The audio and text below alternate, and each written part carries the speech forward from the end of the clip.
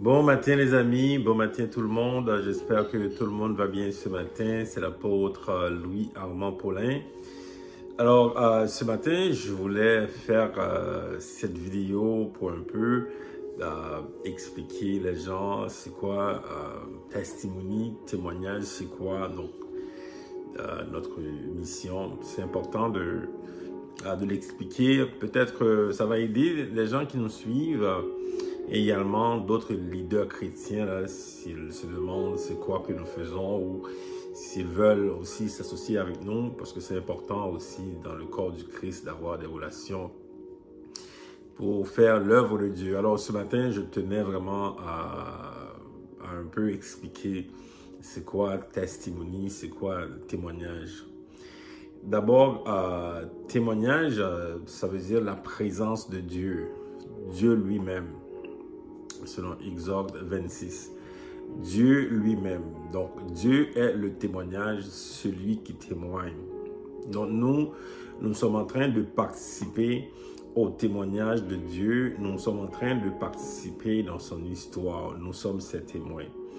Alors, je vais rapidement là, vous expliquer un peu c'est quoi notre mission. Notre mission, il y a deux aspects dans cette mission, la mission témoignage, la mission testimony. Il y a deux aspects fondamentaux. D'abord, ce que nous faisons, nous témoignons Jésus-Christ.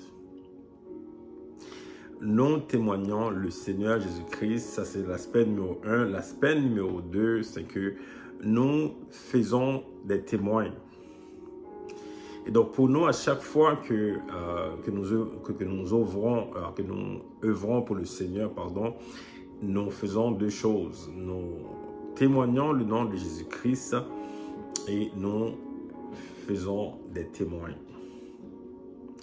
Ça, c'est l'aspect de la mission de testimony. Deuxième aspect, c'est au niveau de la vision. C'est quelle vision que nous avons de l'Église? Parce qu'il y a plusieurs visions. Notre vision, c'est de créer plusieurs églises, des petits groupes.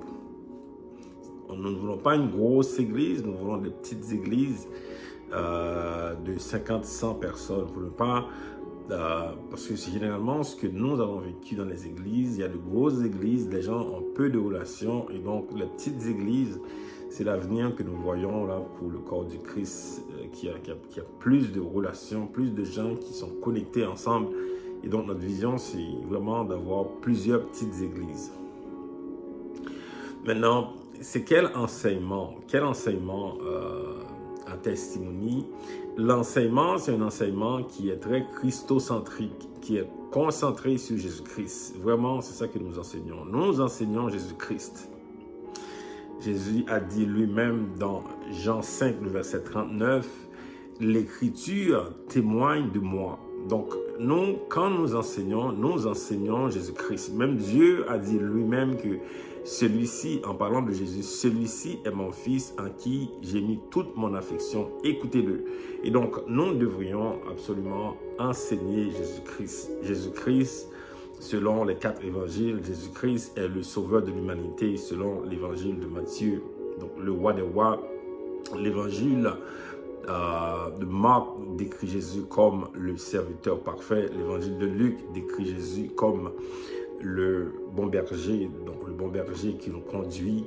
Et finalement, l'évangile de Jean décrit Jésus comme le Dieu, Fils de Dieu, Dieu lui-même. Alors nous enseignons Jésus-Christ.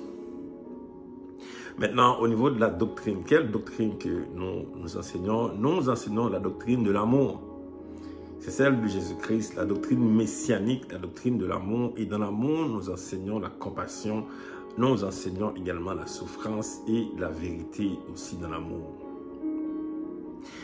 Finalement, c'est quel moyen que nous avons pour faire tout ça? Donc, c'est quoi nos croyances? Parce que quand on fait quelque chose, on doit avoir des croyances. Nous avons des croyances qui sont très fondamentales et très bibliques. D'abord, croyance en Dieu le Père, le Fils et le Saint-Esprit, les trois, la Trinité. Nous croyons qu'il y a un seul Dieu en 3 personnes. Et toute la Bible parle de ces 3 personnes Jésus-Christ a été caché, évidemment, mais Jésus-Christ était là dès le début. Donc, nous croyons en un Dieu en 3 personnes. Le Père qui parle, donc le Père qui décide, Jésus-Christ qui s'offre en sacrifice pour l'accomplissement de la parole du Père. Le Saint-Esprit est celui qui administre, c'est lui qui applique tout ce que le Père a dit, tout ce que Jésus s'est mis en sacrifice pour l'accomplissement.